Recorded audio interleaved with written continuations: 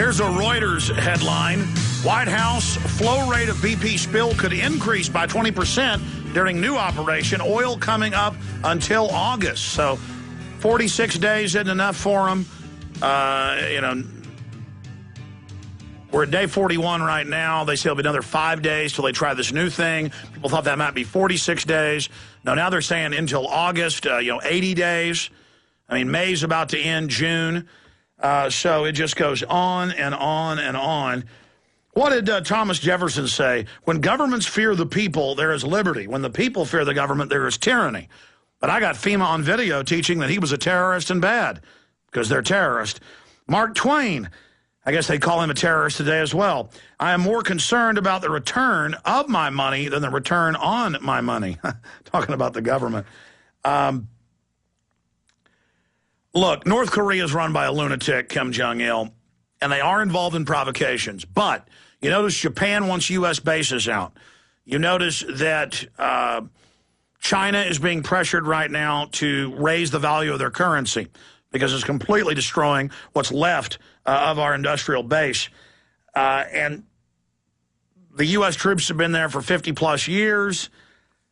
The North Korean regime is on the verge of collapsing. And I've looked at it. The torpedo guts that are left of the supposed torpedo, it's been confirmed now, is a German torpedo, not a North Korean or Chinese torpedo. And it's a perfect way to keep our troops there, a perfect way to menace Japan. And we've got Wayne Madsen joining us for just this segment. Next segment, I'll finish up with those callers that are holding and hit some other news. But he worked for RCA as a government consultant on contracts for the National Security Agency. He later worked for the Naval Data Automation Command. He's reported for the Washington Post. The list goes on and on. CNN, I mean, you name it, just hundreds and hundreds of reports on national security issues. And he's really, over the years, turned out to be one of the best sources we've got in hindsight. And so here's one of the headlines. Attack against South Korean ship looks like a false flag operation. Here's another one from the WayneMadsenReport.com. Beijing suspects false flag attack on South Korean corvette. And so now we go directly to the man, Wayne Madsen, joining us from Washington, D.C. Wayne, break down what you believe has happened and what Beijing thinks. Well, yes, Alex. What I'm hearing from Beijing is that when this incident first took place, Kim Jong-il, who, of course, is a Stalinist, just like his father was, but he's not a suicidal Stalinist. He was called to Beijing. He never flies because he's afraid somebody will take down his airplane. So he took the train from Pyongyang to Beijing. The Chinese asked him point blank, did you have anything to do with this? He said no, and they were reasonably assured that what he was telling was the truth.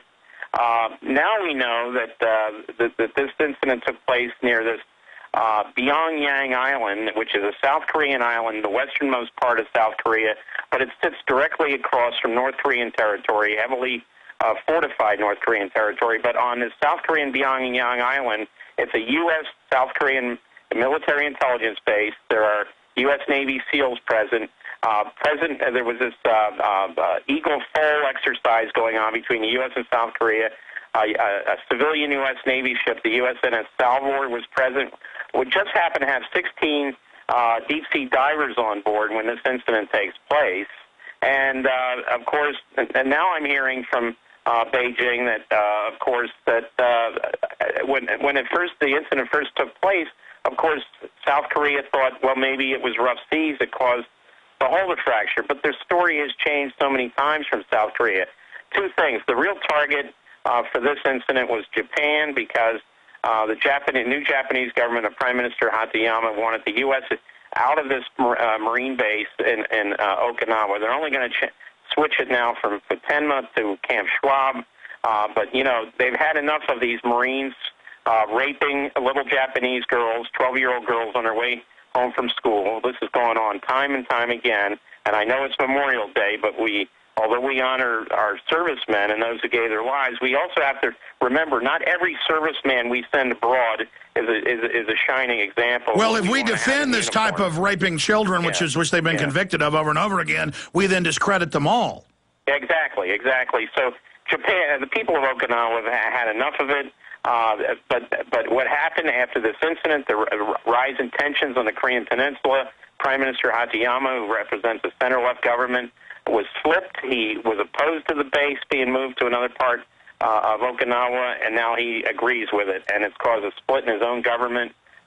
Social Democratic partner resigned from the cabinet, and then we had this strange spectacle, and I got this from sources in Beijing, that Hillary Clinton and Timothy Geithner, the Treasury Secretary, were both in Beijing together, and they were like acting like school kids at these bilateral meetings with the Chinese. No, I saw the video. They were laughing and giggling and acting weird. And I have the Reuters quotes where Geithner told the Chinese, and I read the quotes in the last hour, so I won't do it again here.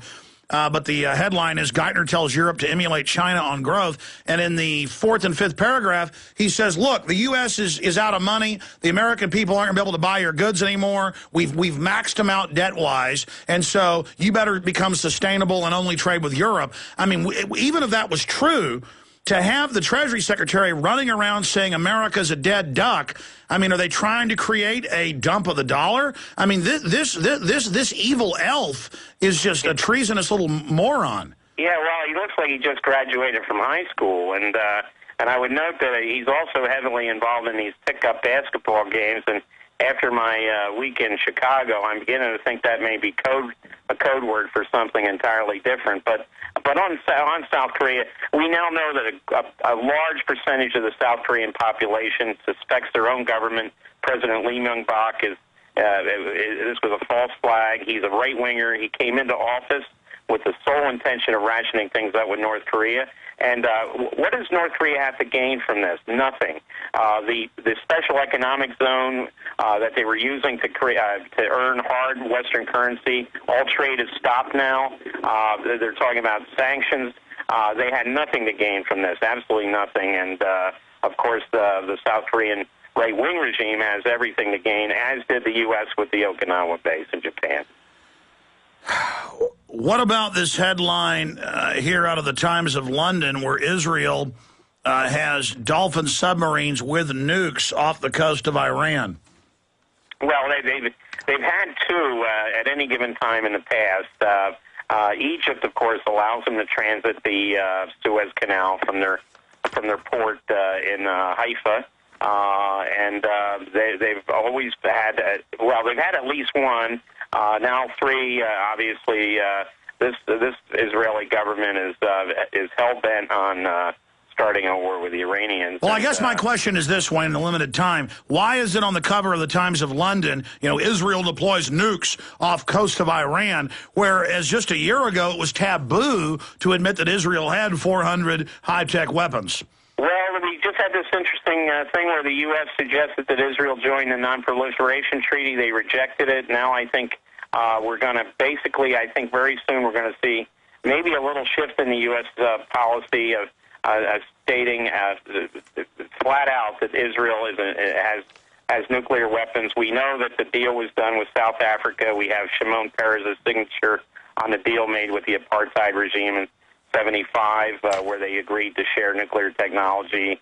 So I think more and more and they put Mordecai Vanunu back in prison apparently. So every time the Israeli nuke issue comes up, they put their nuclear scientist who's basically blown the whistle on it. They put him back in jail or under house arrest. Well, it does look hypocritical saying Iran can't have nukes, peaceful reactors, but Israel can have high-tech weapon systems and the missiles to deliver it.